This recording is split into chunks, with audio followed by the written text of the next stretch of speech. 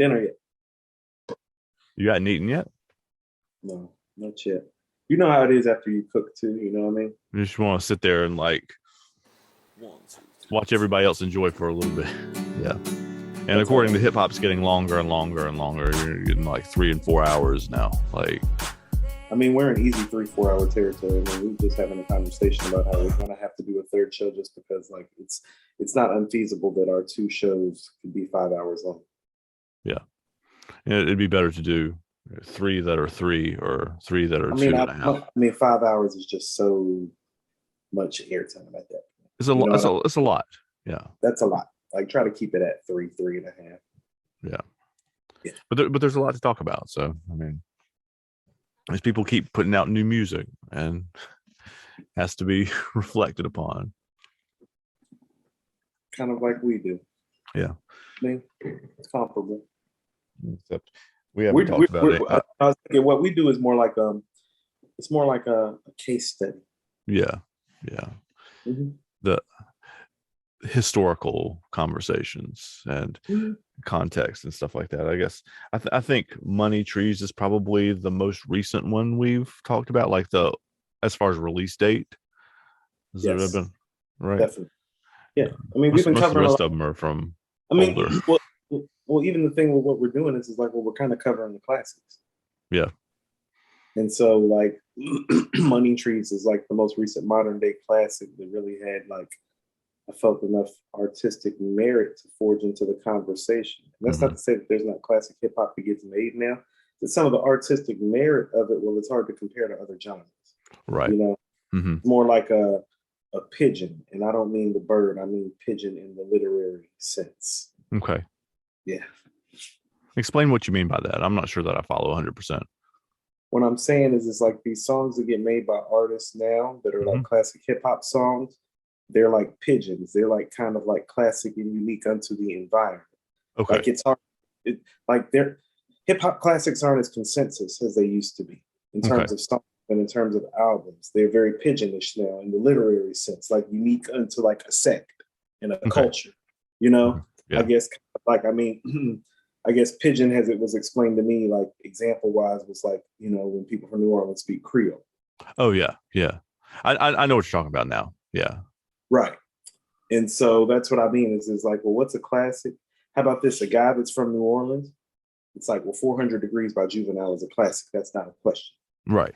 Somebody from Brooklyn, New York, they're like, I don't know about that. I see what you're saying. Yeah. So you're talking about classics that like cover like the whole, like everybody like agrees on the fact that it's a classic. Yes. And so I'm trying to find songs and pick from things that it's like, well, no. Everybody agrees on that.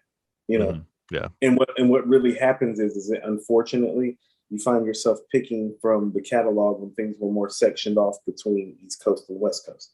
Yeah. So, like what we're discussing today is more what I would call like a consensus hip hop. This is a consensus hip hop. Like even in like wider culture, like this is it was a good day. Ice Cube, for those of you who didn't see like the intro or whatever, the is like a Stone Cold classic. Obviously it is.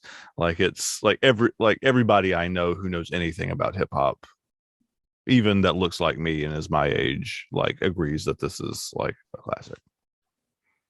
It's still his biggest single to this day. Yeah. It's one of the greatest hip hop songs of all time. Easily. Yeah. This song is a reminder that things don't have to be complicated to be good in hip hop. Yeah. Ice Cube's a top-notch lyricist, but he's not what anybody would consider to be overly lyrical or super lyrical. What matters to Ice Cube the most is the message. Okay. And he's always consistent, maybe not with the theme of the message, but as an artist, very few artists are able to deliver a message impactfully as Ice Cube. Some of the stuff you kind of know, fuck the police. Straight out of Compton. Right. Boys in the Hood. No Vaseline. He literally named an album America's Most Wanted with 3 K's right in the middle. Yep. That's the name of his debut album. Okay. He is actually the first artist to bring East Coast and West Coast together. NWA only released 3 albums. They released 2 full-length albums and 1 EP. Mm-hmm. Ice Cube's only part of Straight Outta Compton, but he wrote a lot of Eazy-E's debut album and a good bulk of Straight Outta Compton. When he goes and makes America's Most Wanted, he leaves and he goes to Public Enemy's production team. Okay. Bomb Squad. And that was the first time. This is 1989, 1990. He's from the West Coast. He's from Compton. Yeah. Inglewood, LA-ish. You know what I mean? Right, sure. South Central LA. Nobody had ever done that before. So when you're seeing like Jay-Z and Nas work with Dr. Dre, Ice Cube is preceding that by like 7, 8, 9 years. Okay. In terms of bringing East Coast and West Coast together. So he's always had an affinity for being a West Coast artist with East Coast tendencies. Okay. And one of his mentors is Chuck D of Public Enemy, sure, who is really big on what? The message. Yep. Yeah, getting the message across. So Ice Cube, in a lot of ways, is looked upon when A Good Day is coming out as the West Coast version of Chuck D. Okay, cool. For a lot of reasons. Because of how he's coming out of NWA too. Like Yes, he's coming out of the biggest, baddest group on the West Coast, biggest, baddest group on the East Coast, Public Enemy. He's the front man for there, front man. Great with themes, big, loud, powerful, booming voice. Yeah. Great storyteller. Yeah. Production-wise, even went down the same production album. Yeah. When I listened to this, one of the notes I wrote was, when I think of like West Coast rap, this is kind of the beat, sample, whatever that I think of. It's very melodic, I guess. Like the sample he's rapping over is like I can sing that, even though it's not really a melodic hook. It's still like the background music that goes over the beat is distinctive enough that the loop, I guess you call it, is distinctive enough that is singable too. So this is one of those things. Okay, so It's a Good Day. Do you remember when we were talking about I'll Be There For You by Method Man and Mary J. Blige, and about how the fact that they took the Marvin and Tammy thing and flipped it connected. Well, here's why Ice Cube connected too. That sample comes from Footsteps in the Dark by the Isley Brothers. Okay. Which is a big, big, big R&B classic. Yeah. Big. Like, I'm embarrassed to say that I don't know that song, but I do. I mean, I do know the Isley Brothers, obviously, but like, I'm actually slightly surprised that you don't know Footsteps in the Dark. I very well, like, if you played it for me, I would. You probably do. You probably do, actually. Like when you hear the melody, I mean, I can't sing worth a damn, but the melody goes, I keep hearing footsteps, baby. In the dark, go in the dark. You know, it's Ronald Isley, so you know. Yeah. Ronald Isley's got that voice, man. 55, right? He's got that voice, but that's what it comes from. And the Isley Brothers are known for making those beautiful, smooth love ballads. Yeah, this might be the smoothest and the sleekest of them all. Okay, you feel me? Even beyond Between the Sheets, because Between the Sheets, even because of the subject matter, is more overt than this, you know? So Footsteps in the Dark is super subtle, sexy, you know? It's Ronald. I'm writing that down. So I'm going to go listen to that after we. No, you really should. So it's coming from a very beat-wise, you got to understand, Ice Cube's literally moniker at the time is the nigga that you love to hate. He literally is considered to be like the baddest, most dangerous black man on the planet. Okay. You know what I mean? He's fresh off being Doughboy from Boys in the Hood. He's fresh off making, Death Certificate and America's Most, you know. Okay. He's fresh off NWA. It's a bad dude. He's taking one of the Isley Brothers' softest and sleekest samples, and he's freaking.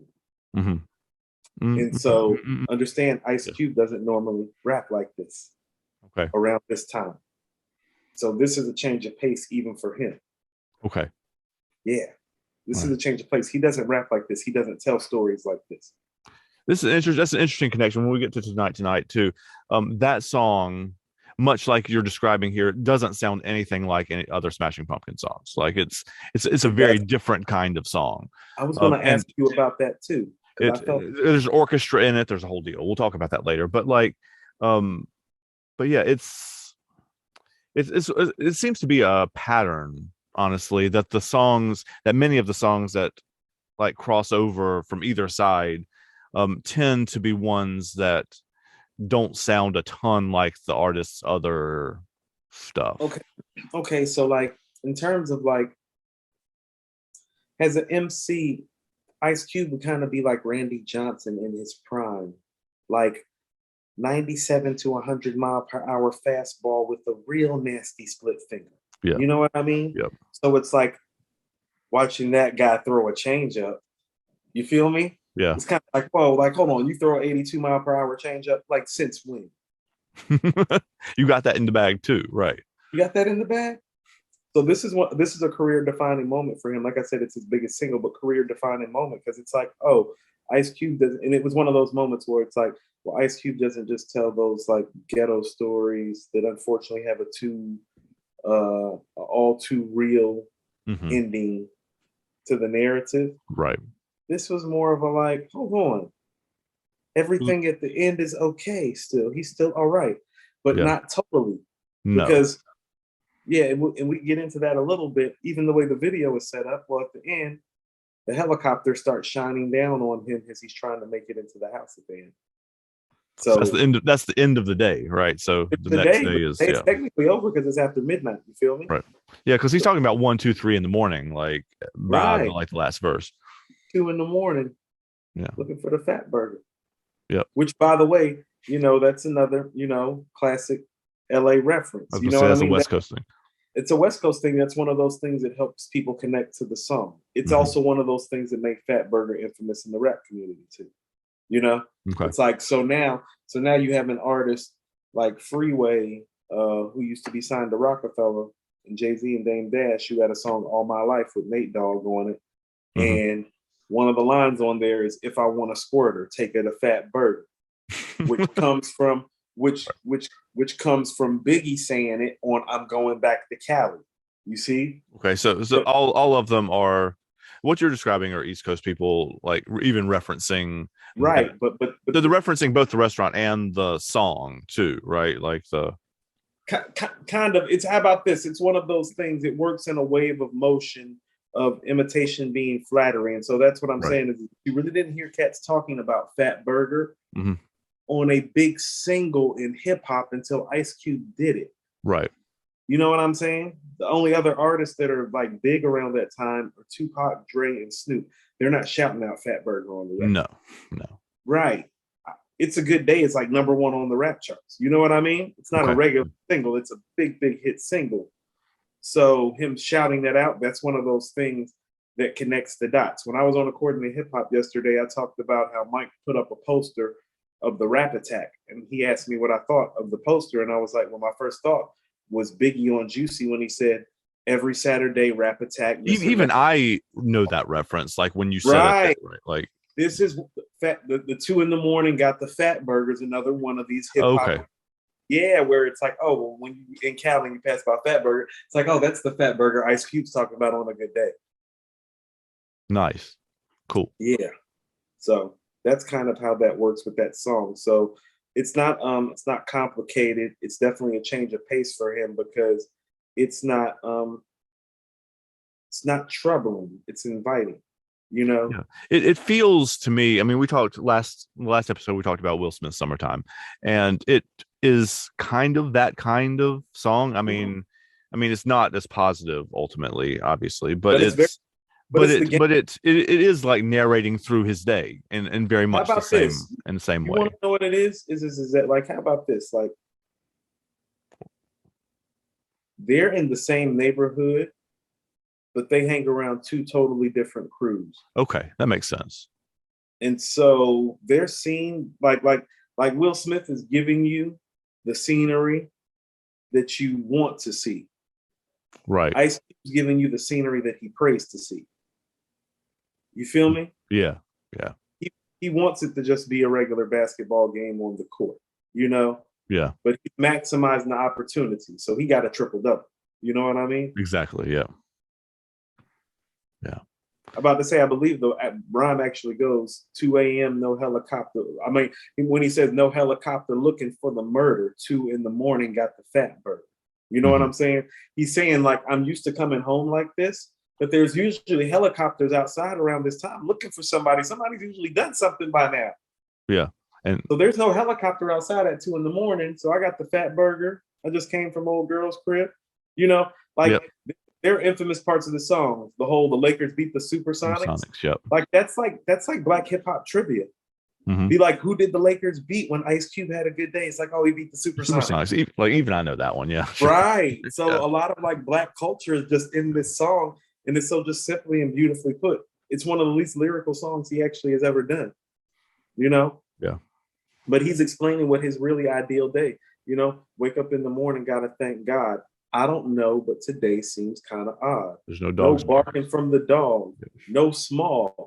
Because he's in LA, no smog. That's a right. big That's thing. a big deal. Back then. And mama cooked the breakfast with no hog. I got my grub on, but didn't pig out. So he's even talking about, first of all, he's rolling with the Nation of Islam a lot during this time. So that's what I was guessing that meant. Like, right. I was wondering why he made that reference, and then I was guessing. So it's almost like, oh, mom's is respecting my beliefs today, too. Because usually she fries up the bacon and be like, I don't care if you follow Farrakhan, Ferragamo. You know what I mean? You gonna eat what I made you. Yep. You're gonna eat what I made you. Yep. And so he's starting off the day very it's almost like some Black Thoreau going on. You know what I mean? It's very like idealist. You know what I mean? Yep. It's very ideal for the situation. The circumstances are bleak, but very idealistic perspective, much like Will Smith's perspective is idealistic. It's just like the reality of what Ice Cube is dealing with is different. You know, I had I had a conversation this week. I have a good friend of mine. He's from Detroit. Okay. Yep. One of my good friends is from Jersey City. Okay. And so they're telling me, you know, Coop, we don't like how cats in the South call it like a trenches. You know, we're having what I like to call like black lexicon, lingo, vernacular, hood talk, you know? Okay. And I'm like, well, what do you mean by trenches? They're like, yo, like, you know, it wasn't safe for us to go outside. It's like, you know, walking through certain neighborhoods could get you killed, could get you beat up, could get you stabbed, could get you shot up. Like that. They're like, it's not really like that in the South like that. I'm like, well, there's some areas, you know what I'm saying, like that. You know what I'm saying? But they're like, not like that, not the way cats be saying. Ice Cube's from one of those type of areas. Okay. Compton's that kind of area. It's a trench. You know what I mean? That makes sense, yeah. I've also told people a story about how when I lived out there as an artist, I had it wasn't even all the way red. It was a burgundy wreath. Okay?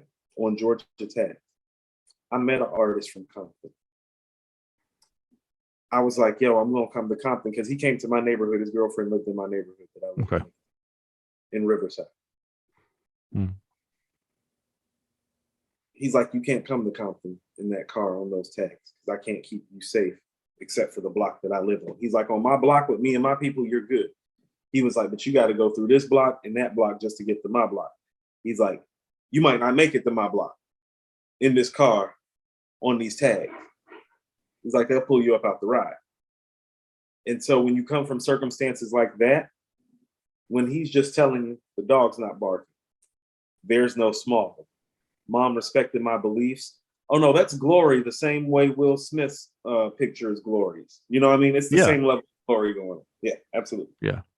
And the thing is, and we talked about this a little bit previously off camera too, but like there's a sense of not impending darkness really. He's just trying to get through the day, but there's like a lot of the stories he's telling and a lot of the pieces are like saying, I didn't have to do this today or something like that. Like on a normal day, I would have to use my AK. Like on a normal day, there would be helicopters with floodlights. He says like nobody I know got killed in South Central LA. I mean, he first of all, he says nobody I know, not that nobody got killed, but nobody I know. It didn't happen. Yeah. You say I didn't know them. So, and obviously that implies that on most days somebody he knows did. Like, so there is that tension, even though the song is a feel-good song, that tension does kind of propel the song too. Like it's like there's that I mean, you talked about it being like the cloud in Nas's song, but like there's like this There's the some acknowledgement that this is a really unusual circumstance. yeah, for it there's to be still like some this. underlying angst to it.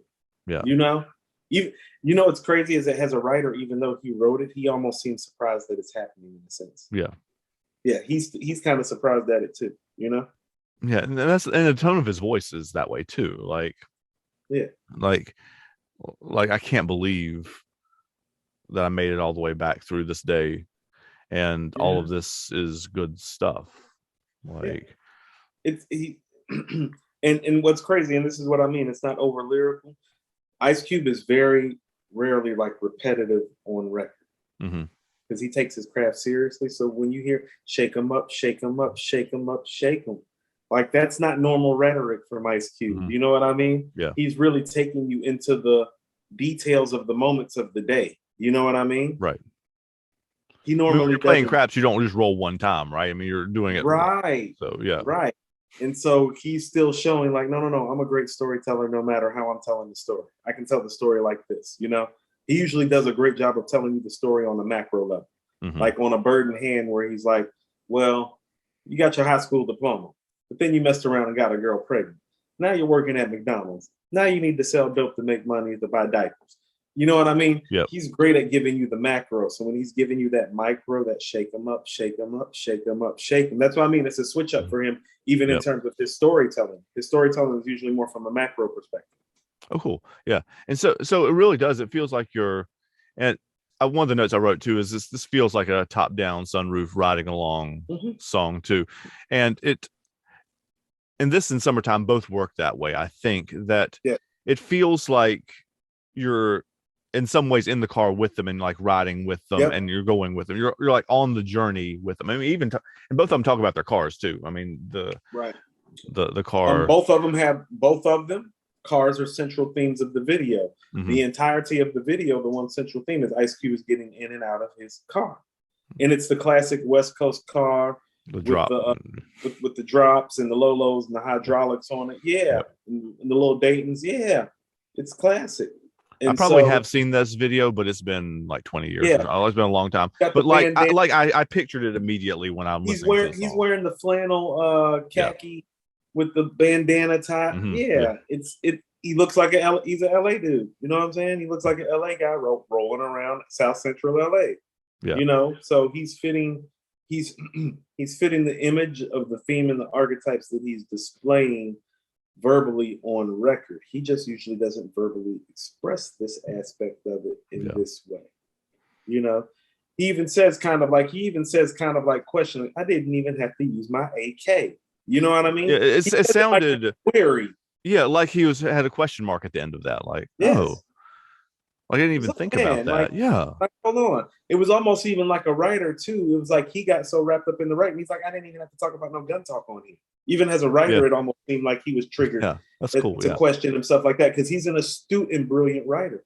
You know, Hmm. he's written for Dr. Dre and Eazy-E, some of their best stuff he wrote. Wow. Okay. Yeah, he Yeah. wrote Express Yourself. Yeah, all that stuff is Ice Cube. Wow. Boys in the Hood by Eazy-E is Boys Ice in the Cube. Hood, I knew he did, but like, Yeah. yeah, like, Well, I guess everybody knows from the movie now. Yeah, Express Yourself is Ice Cube. Like most of Eazy's first album, Ice Cube wrote almost all of that. Like We Want Easy, Easy Does It. Like all yeah, that's Ice Cube. Ice Cube wrote like I mean, I want to say Ice Cube probably wrote about 75 to 80% of NWA's first album and Eazy's first album. And wow. Ren wrote the rest. Yeah, and MC Ren wrote the rest. If I got the percentages wrong, but I would say about 70, 75. A lot of it anyway. Yeah. Majority. Yeah. Yeah. So also too, this is also too one of those things that Ice Cube is still the West Coast best top to bottom actual MC. Okay. I know Tupac is better overall. I know Snoop is more heralded. Mm-hmm. But actually Ice Cube's the guy. Is he really? Okay. Has an MC. Because, well, is he the storyteller that Pac is? Actually, yeah, very comparable. Did he have a big run? Actually, yeah. He did. Yeah. He was actually the man longer than Pac was the man. Mm-hmm. And Snoop. Like, he wasn't, like, Pac was the man in hip hop for a couple years and he passed, unfortunately. Snoop was the man for a couple years and then he left Death Row. Ice Cube was the man from like 1990 to like 1993, like, period. and was going platinum every time it was coming out. It wasn't until Dr. Dre and Snoop dropped the Chronic and Doggy Style that they kind of like upped the antes even on the record sales. He had been going platinum. Okay. You know, he Yeah. was having old singles. He was real big. He was one of the first rap artists that you saw talk regularly, like on MTV. You know, Mm-hmm. and so he's super big and super important. This is his seminal single. And it turns into things like Friday, the movie, like, and then him doing that, which actually I wrote this down too. Like, it seems almost like that movie is like a comedic version of this song. Like, it's a funny because it's narrating a day too in sort of way. Or am I full of it? No, I never thought about that actually, just in all honesty. But I was actually just thinking about the writer that he is, and I'm like, well, for the writer that he is, who's to say that you're wrong? Who's to say that Friday isn't the satirical version of A Good Day? Because A Good Day still has a serious tone kind of too. Like, he's paranoid. He's a little almost surprised that things are unfolding. Exactly. He's surprised that things are unfurling this way in this day, you know? And so I could see that contextualization about how that could be like a satire play on that same day, you know? Except for he obviously incorporates different things. It's like, well, he's got a friend. I mean, it's not like the same events, obviously, but like it's was the same kind of setup, sort of. Yeah. I mean, no, I mean it is. No, I totally get what you're saying. And that kind of sparked Cube Vision. I was about to say, you know, this single helped give him the type of notoriety that sparked his film company. Right. That's the other part too. That this would have like launched him into this kind of took being him an actor. This took him somewhere else. That, I mean, Boys in the Hood is around the same time, so all of this is happening for him super fast. Yeah, you know what I mean. But yeah, all around the same time, like Boys in the Hood, this single, a couple other albums, and Friday. Oh, we're talking. That's a whole career for most people. Like that. Yeah, but we're talking about he did that from like 1990 to 1995. We're talking 3 classic albums, 1 classic EP, Boys in the Hood, and Friday. And those are like major cornerstones of. That's like of hip hop, Black culture, entrepreneurship. Yeah, like if they're teaching Black entrepreneurship, there should be classes about Ice Cube. Yeah. He's got a whole league. He's got a whole basketball league that's actually thriving. That's true. I forgot about that. Like, he has all-time great players that are coaches. Like George Gervin is one of his coaches. Wow. Yeah, like it's not like a little like rinky-dink league. It's actually like a real 3-on-3 league that has like legendary coaches who like actually coach the players, who are usually players who are just too old or don't want to work out long enough to play a full NBA season anymore. Like, a lot of those guys that play in the 3-on-3 league can still play NBA ball if you like needed them for like 10 games or something. Yeah. You just couldn't get them just not for 80. Well, I mean, no, they just like to drink too much. They like women too much. They like to smoke too much weed. They're a little bit older. Yeah. They don't want to, they don't want to show up to practice every day. You know what I'm saying? They don't work that hard. Yeah. Or work as hard, not that hard, as hard as it would take to. Hey, you remember Glenn NBA. Robinson? Do what? You remember Glenn Robinson? Yeah. Big dog. And he used to live down here, or he still lives down here. Not too far in the old area I used to live in, where my first house was at. Man, he used to pull up late, out of shape, bust everybody's ass wide. No, he was something else. Like, as a player, like he was. He'd be pulling up from damn near like half court 6-7 times hitting. It's different when you're a pro player. Yeah. See, people look at it, it's like you see these guys, you look at him and it's like, oh, he only averaged like 19, 20, 21 in the pros. It's like, yeah, in the pros. In the pros. The very best that ever did it. Out here, oh, he can go get 50 on all of us when he feels like it. Out of shape, late, not trying, especially with his jumper. People forget he had a wearing flip-flops, yeah. Yeah, no, I mean, I basically I pulled up one time to ball with some homies. When I balled and I had to go, and he actually pulled up when I was like getting my stuff to go because I had to go to work and stuff. Yeah. But I just stayed for a second while I was there, and I just like watched him like run. Like when they picked him up, like when he came to get some run. I mean, Andrew, the score was like 12-2 in like 2 minutes with him on the team. No, like he was just coming up and pulling like boom, and he was talking shit like I bet you thought you was going today. Not when I'm here. No, not with Big Dog. No. The have you seen like the Brian Scalabrine thing where he does this with people too? You know who Brian Scalabrine is? Like, he sat on the end of the Celtics bench or whatever. Okay. Mhm. But he did a show, I don't know, 10 years ago or so, where people were talking. He was kind of like the archetypal white guy sitting at the end of the bench that everybody talked junk about, like can't play, whatever. And Mhm. so he said, he got on like a Boston radio show or whatever and said, if any of y'all want to play me one on one, come on, let's do it. And like, Careful. and he and he and the people who were coming were not just like your YMCA rec league players. They were like former college players and stuff like that. And Mhm. he was lighting them up. And Yeah. like, and his famous quote from that was that, um I'm a whole lot closer to LeBron James as a player than you are to me. Like, which is true. Like, No, anybody who can sit on an NBA bench is so much better than anybody. Yeah, people don't. I mean, yeah, people don't understand. I've like, yeah, people don't understand. It's a different level. it's I a whole used different thing. I used to have a guy. His boy was Matt Bonner. Hmm. You know, Yep. he just showed me video one day of like Bonner, like literally like in this game, like these guys were talking shit, and like Bonner just like literally came up the court like 7 straight times and like pulled up from three and like popped in every single time those dudes were like stuck on stupid. They're like, man, how can it's like no, no, no, no, no. He's not good enough to play on the Dynasty Spurs team. He's good enough to wax you every day of the week. Exactly. Right. About, It's like half trying. Yeah. right. He's not playing because guys like Tim Duncan play his position in comparable positions. Yes. Like he'll fuck you up. Yeah, it will. We can get to some Smashing Pumpkins though. I wanted to say something about this song because I remember this record, Mhm. and it's a beautiful record. Yeah, it is. It's nothing like any of their other stuff, really. No, not at all. Not even a little bit. Can you tell me why? That's a good way to start. I don't know why. Like, I don't know what possessed them to do it. I don't know much of the backstory of the song.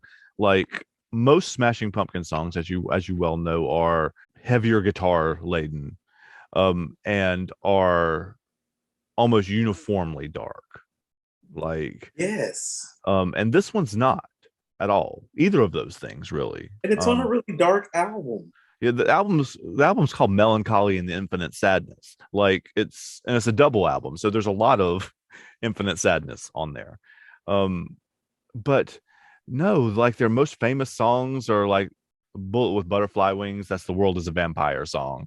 Mm-hmm. Um, and the Zero, which also comes from this album, is Emptiness is Loneliness, and loneliness is cleanliness, and cleanliness is godliness, and God is empty, just like me. Like, that's like the breakdown in that song. Yeah. The one that I originally thought about pairing with this is from their previous album, Siamese Dream, called Today. But it says today is the greatest day I've ever known, but he's being like sarcastic. It's a really, if you actually look at the lyrics of that song, it's a really freaking dark song. But this one is not. It's not. It has an orchestra in it. Mm-hmm. It has and they performed in the studio with the orchestra too. Billy Corgan, the guy who's the singer and guitarist for Smashing Pumpkins, talks about like the experience of being in the studio with the orchestra and this is like the first time he had ever done that. And it's a whole different vibe. Whole different vibe. Yeah. I felt because of the orchestra and the instrumentation involved, I actually heard some Freddie Mercury type of inspiration possibly coming from there.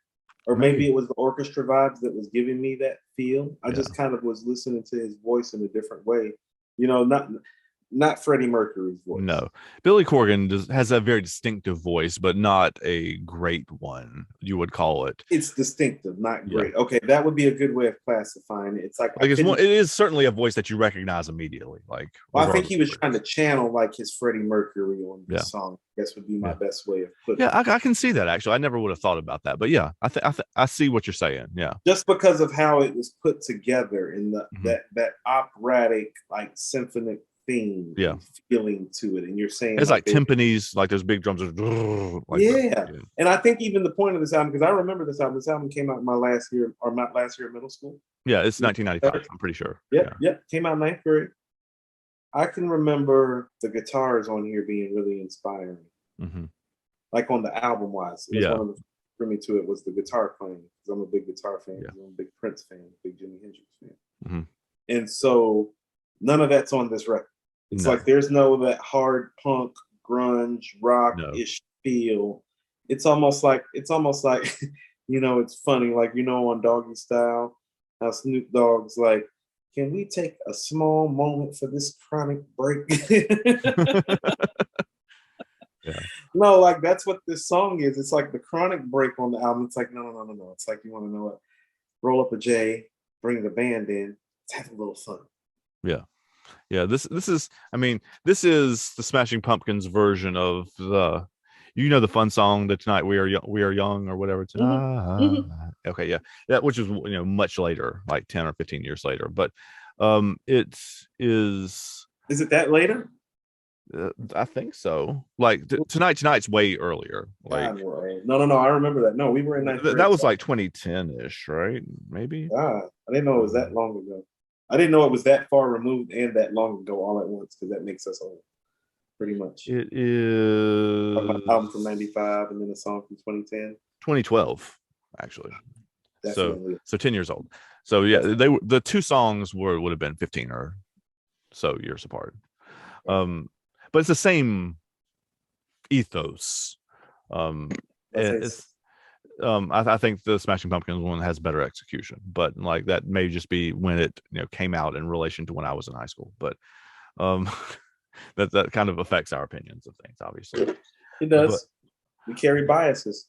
yeah, but it's the first thing I wrote down is this Carpe Diem song. Like it's a seize the day, Mhm. or in this case, seize the night song. And it's like enjoy it while you got it kind of thing, which is a very much like it was a good day too. Like the it was a good day song is kind of feels like we all know that this is an unusually good day, and these are the reasons that it's an unusually good day.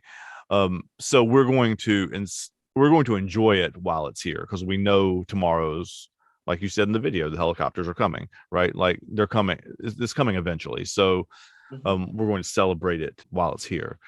And this song tonight also has, whereas a lot of the Smashing Pumpkins imagery in their songs is really dark, um, and not just dark like depressing dark, but also like talking about night and blackness and despair. Like it's talking about like actual things, like physical things that are dark. And so, and it's funny that the song called Tonight That's what I was is about to say. has The the most most light. moments of light in it. Yeah, I mean, Yeah. like even the lyrics have several instances of brightness and light and stuff like that in them. One of my questions has writers, is this a satire by titling the song tonight, and it's the song with the most light? And here's what I mean about even the satire of it. It's almost like they're literally doubling down on it by calling it Tonight twice. Yeah, You feel yeah, me? yeah. Doesn't I it feel see that like I'm also. like you're so and I mean this in jest in like an artistically playful way. Mhm. And you know this because you've said this to other artists before. It's like, oh, they're such assholes for doing that. Yeah, exactly. Yeah, and he is absolutely, Billy Corgan is absolutely the kind of person who would do that. And he's Like that type of person that would do that, correct? yeah, Because I can remember what his like rock reputation was when I was a yeah, younger man. Right, right. yeah, yeah. He was. I think he's softened up a lot as he's gotten older. He was a habitual line stepper. Yes, he was Okay. absolutely for sure, Yes. for Yes, he's sure. a habitual line stepper. Yeah. But the lyrics, the light lyrics, like I mean, it's playing on the idea that you can't appreciate the light unless there's darkness too, right? I mean, and you can't really see the light if everything's light around you. So if at night you can see the stars, you can see all that kind of stuff. Like, It even it, it even makes you think that maybe they just made this record because they're like, well, the album's called Melancholy and the Infinite Sadness. mhm, You can't make every record like bleak and yeah, dark and grungy and experimental. We've yeah, got to add some light to the mhm, situation. Yeah. And so I I, think this, I may be wrong about this, but I think it's like the second song on the album. Don't hold me to that, but I was actually about to say, I can remember being tricked by this song when I was yeah. younger. Because if you're listening to this album Mm-hmm. and you hear this record early, totally gives you the wrong impression of what you're listening to. But even deeper than that, and here's why I thought it was a great comparison to A Good Day by Ice Cube to do, Mm-hmm. is that both of these songs are very, very unique in relationship to the albums that they're on. Yeah. There's nothing else on either one of the albums that sound like the record. Yeah. There are some of the deep cuts on Melancholy do sound similar-ish to this, but none of the famous ones do. Hmm. And it's a fascinating album to listen to all the way through because they're it really feels like they're just trying shit. Like they have some symphonic songs like this one. There's some really, really heavy grungy ones, and they play them back to back to back to back too. Like the two songs, the three of the next four songs after Tonight on Melancholy are Jelly Belly, which is not a famous song, but it is a very, very, very fuzzy, like screechy song. Zero, which is the Emptiness is Loneliness song that I just quoted. Mhm. Here is No Why, which I don't really remember if I'm being honest, and Bullet with Butterfly Wings, which is The World is a Vampire song. Mhm. And it's um so yes, it is in some ways setting you up, but it's also like working his way through the set of emotions, I guess. Like um I haven't really thought about like the arc of the whole album, honestly. But It's a long album too. it's double, yeah. Yeah. Yeah. And there's some really, really good songs on there that are like deep cuts that nobody plays. If you should go listen to 33. There's a song called 33, um, which is from the second. I think it's from the second one. I haven't listened to this album in forever. Just in all honesty. It's a great record. No, I remember being a great album when I was younger. It was one of those albums. This is around the time when I was told you I got into Nirvana, and this is one of the bands that kind of spun off from that. Yeah. Yeah. Yeah. They rode the same wave as Nirvana. They rode a little bit later. I mean, Siamese Yeah. Dream, the one with Today and Disarm, and um there are a couple too. Mayonnaise was on that album. Like there's three or four semi hits off the first one. It's not really their first album, but their first like big thing breakthrough. Right. And that would have been shortly after Nevermind. That was, I think, 90. I have to look. It was like 92 or 3, I think. But they rode that same wave, but they didn't sound a lot like Nirvana. I mean, their musical style similar-ish, but they're not. I think Kira Brock musically, is another one. I think musically 93, yeah. Inspired by Nirvana, even though coming around the same time, but like stylistically and artistically, something different. Yeah. Yeah. Or at the very least, they're pulling from the same influences that Nirvana is pulling from. Yeah, and I guess they're good gap fillers too. Yeah. Around the time when Cobain, like know, because this album is what I would call a great gap filler for that time too. Yeah, it had, and the video for this one was one of the iconic videos of the 90s too. It was almost like puppets, kind of. It's hard to explain. About to say, is that the one where they're in all black? I don't think they're in all black in this one. No. Okay. The one that they're all black is Bullet with Butterfly Wings. I'm pretty sure. That is. Despite all my rage, I'm still just a rat in a cage. I'm pretty sure that's that one. Yeah, that is that one. You're right. This one, look it up afterwards, and I'll put a link to it in the description below too. But it's